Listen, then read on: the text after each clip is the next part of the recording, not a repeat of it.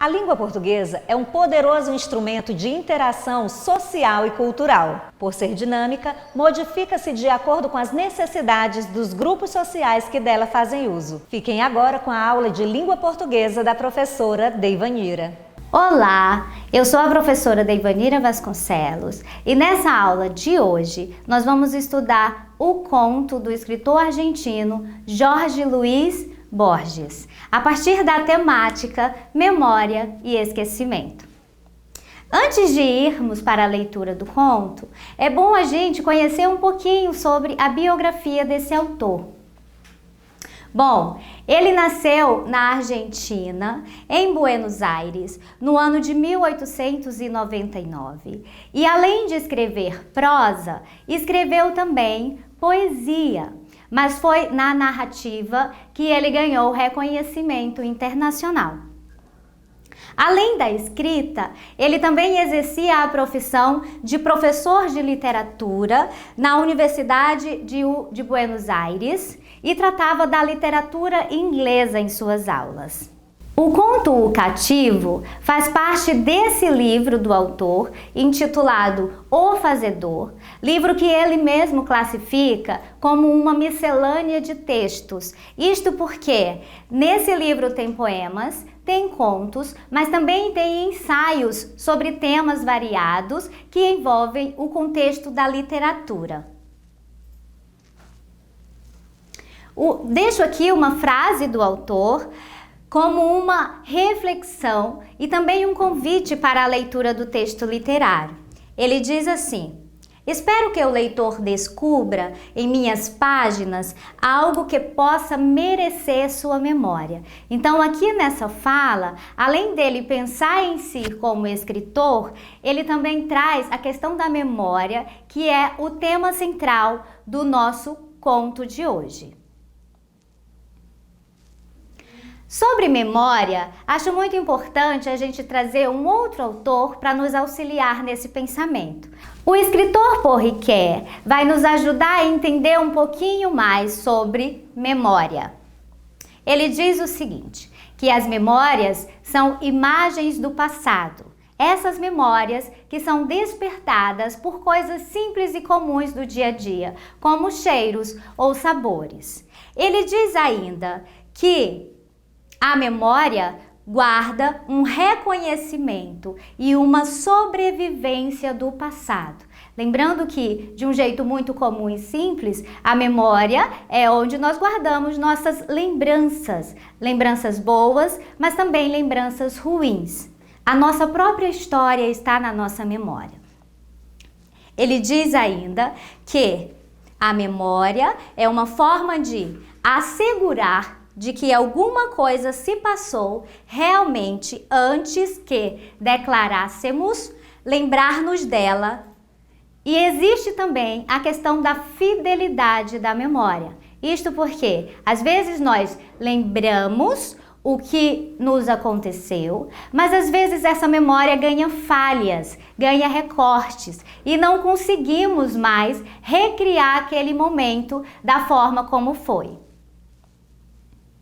Para falar de esquecimento, o outro lado dessa narrativa, também usamos Paul Ricoeur, que nos diz o seguinte: o esquecimento diz respeito à noção de rastro, quer dizer, a estas pequenas marcas que vão se formando na nossa memória, mas que não formam um todo de significado.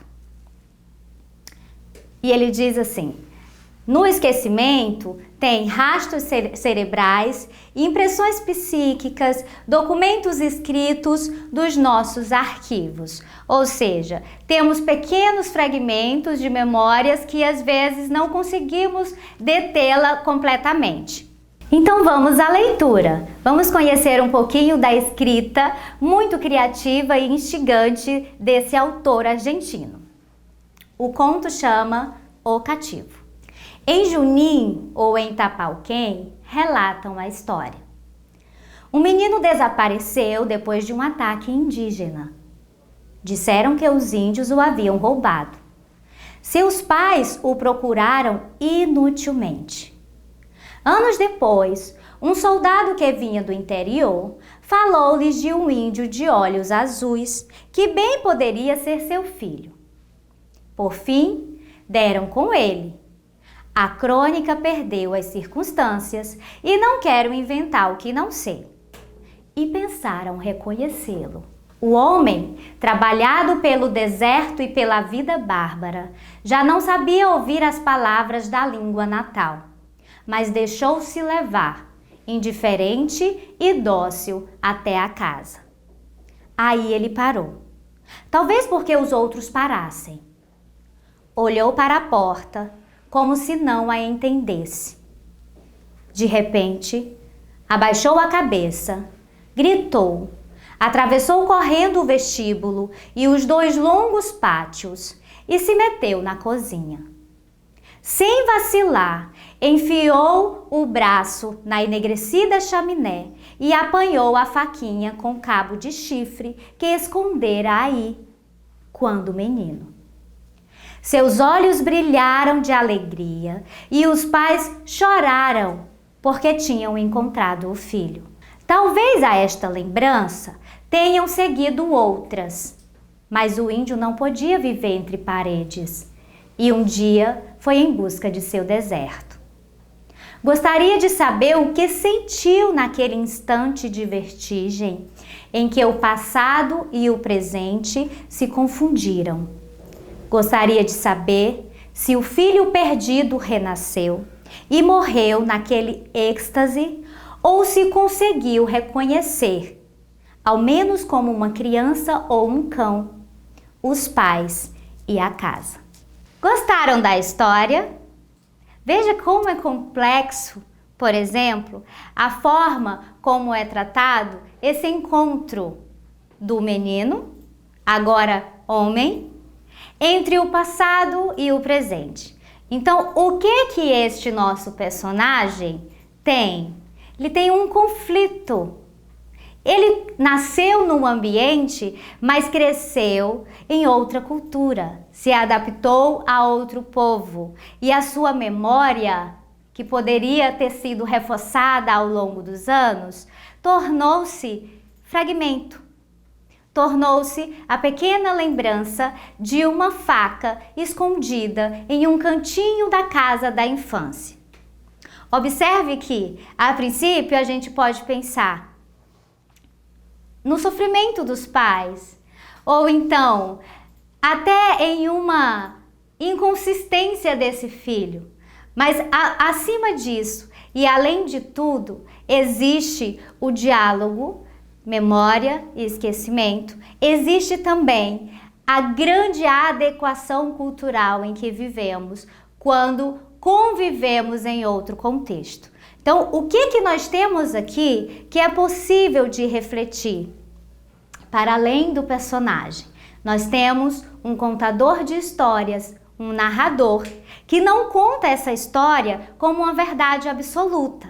Observa que ele diz: em lugar tal ou em outro, contavam essa história. Quer dizer, ele não quer ali confirmar ou garantir a credibilidade da narrativa. Ele quer simplesmente contar uma história de forma que o autor, o leitor, seja inclusive pego de surpresa e na emoção, tá? O que nós temos aqui?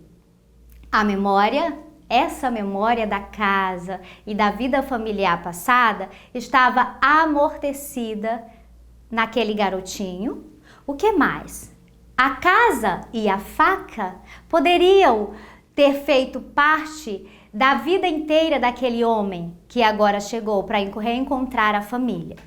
Outra questão, que já foi dita inclusive anteriormente: todos nós guardamos memórias e guardamos também esquecimentos, porque o grande diálogo aqui é esse. Ele lembra, mas ele também não lembra da coisa integral, ele não lembra dos pais, e essa coisa vai sendo reconstruído, né? Esse contato vai sendo reconstruído e as memórias vão sendo resgatadas ou refeitas, porque podem ter acontecido de outra forma, em outra perspectiva, na perspectiva de uma criança.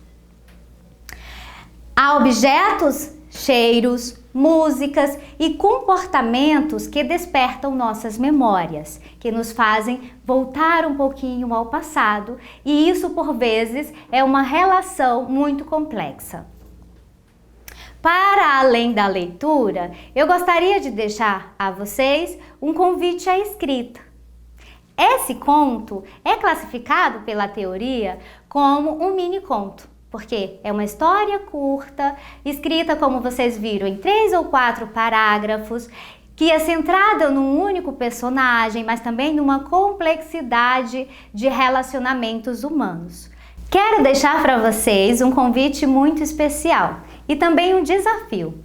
Que tal você escrever um mini conto centrado nas suas memórias e nos enviar para você aparecer aqui na TV Educa Eats? Escreva seu conto, grave seu vídeo, entre em contato com a sua diretora e nos envie. Você pode aparecer no nosso canal. Ficamos por aqui. Leiam Jorge Luiz Borges, participem das atividades da nossa TV e até mais!